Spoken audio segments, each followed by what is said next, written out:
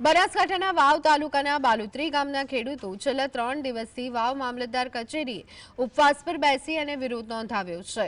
ભારે વરસાદને પગલે ગામમાં પાણીની ગંભીર સમસ્યા ઊભી થઈ છે, પરંતુ વહીવટી તંત્ર દ્વારા કોઈ નક્કર પગલાં ન લેવાતા ખેડૂતોમાં અકળાવો જોવા મળ્યો છે। ખેડૂતોએ ચેતવણી આપી છે કે જો આજે સાંજ સુધીમાં યોગ્ય નિર્ણય નહીં લેવાય તો તેઓ જળ સમાધિ લેશે। તો તંત્ર દ્વારા કોઈ પગલાં ન લેવાતા ખેડૂતોમાં રોષ। બનાસકાંઠાના વાવ તાલુકાના બાલુત્રી ગામના ખેડૂતો 3 દિવસથી વાવ મામલતદાર કચેરીએ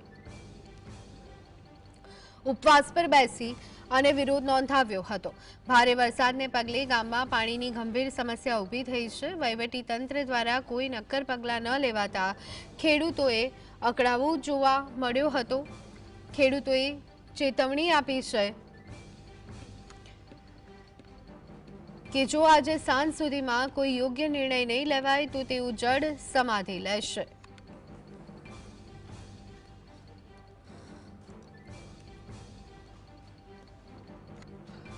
તો બનાસકાંઠાના વાવ તાલુકાની ઘટના। બાલુત્રી ગામના ખેડૂતો 3 દિવસથી વાવ મામલતદાર કચેરીએ ઉપવાસ પર। તો આ અંગે વધુ વિગત મેળવી લઈએ। સંવાદદાતા કલ્પેશ અમારી સાથે જોડાઈ ગયા છે। કલ્પેશ, વાવ તાલુકાના બાલુત્રી ગામના ખેડૂતો 3 દિવસથી ઉપવાસ પર બેઠા છે। વરસાદના પાણીને લઈ ગંભીર સમસ્યા, શું વિગતો?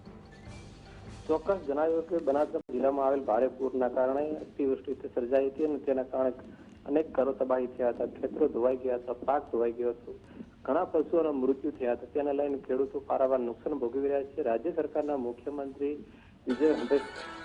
ભૂપેન્દ્રભાઈ પટેલ અને કૃષિ મંત્રી મુલાકાત લીધા બાદ પણ અહીંયા વિસ્તારની પરિસ્થિતિ એની એ જ છે અને તેના કારણે ખેડૂતો આજે ભારે હાલાકી ભોગવી રહ્યા છે।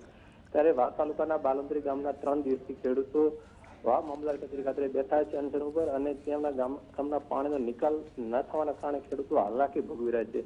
તો પ્રાથમિક શાળા હોય, આરોગ્ય કેન્દ્ર હોય, આંગણવાડી ગયા હોય, રોડ રસ્તા હોય, તેમાં પાણી ભરાઈ જવાના કારણે લોકોને અવર જવર ભારે મુશ્કેલી સર્જાય છે। અનેકવાર વહીવટી તંત્રને રજૂઆત કરવા છતાં કોઈ નિર્ણય ન આવતા આખરે ખેડૂતોએ પોતાનો આંદોલન માટે તે મામલતદાર કચેરી બેસી ગયા છે। તો કે આજે 3 દિવસ છતાં કોઈ તંત્ર દ્વારા પણ કોઈ નિર્ણય ના આવતા આખરે આજે ખેડૂત કંટાળ્યો હતો અને તેમણે સાંજ સુધીમાં કોઈ નિર્ણય નહીં લેવામાં આવે તો જળ સમાધિ લેવાની ચીમકી પણ આપી છે।